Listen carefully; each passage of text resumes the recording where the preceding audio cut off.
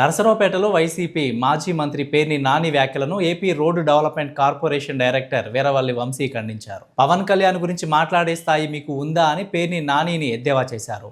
మీ YCP ప్రభుత్వంలో 24వ స్థానంలో ఉన్న పంచాయతీరాజ్ శాఖని కూటమి ప్రభుత్వంలో అగ్రస్థానంలో నిలబెట్టిన వ్యక్తి ఎవరైనా ఉన్నారంటే అది ఒక్క పవన్ కళ్యాణ్ మాత్రమేనని అన్నారు. 13,326 గ్రామంలో ఒకే రోజు గ్రామ సభలు ఏర్పాటు చేసి ప్రపంచ రికార్డు సృష్టించింది పంచాయతీరాజ్ శాఖ పవన్ కళ్యాణ్ కాదా అని ప్రశ్నించాడు.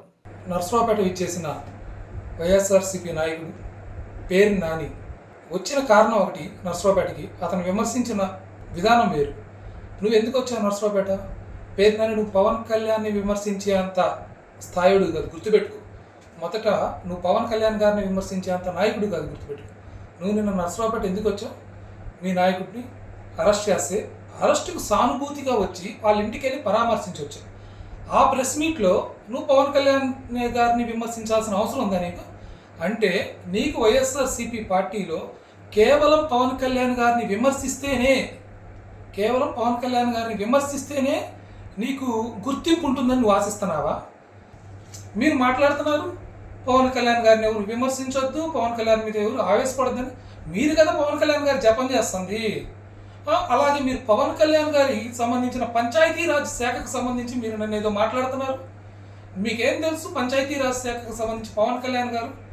మీ ప్రభుత్వ హయాంలో ఉన్నప్పుడు 24వ స్థానంలో ఉన్న ఆంధ్రప్రదేశ్ పంచాయతీరాజ్ శాఖని ఈరోజు అగ్రస్థానంలో నిలబెట్టిన వ్యక్తి ఎవరు ఉన్నారంటే అది మా పవన్ కళ్యాణ్ గారు. అలాగే మన జాతీయ పంచాయతీ రాజ్ అవార్డులకు గాను మన ఆంధ్రప్రదేశ్కి 5 జాతీయ పంచాయతీరాజ్ అవార్డులు తీసుకొచ్చిన ఘనత ఎవరిదైనా ఉందంటే అది పవన్ కళ్యాణ్ గారు. మీరు గుర్తుపెట్టుకోవాలి పేరు నాని గారు. పేరు నాని గారికి నేను ఈ సందర్భంగా ఒకటే తెలియజేస్తున్నాను, గుర్తుపెట్టుకోండి పేరు నాని గారు.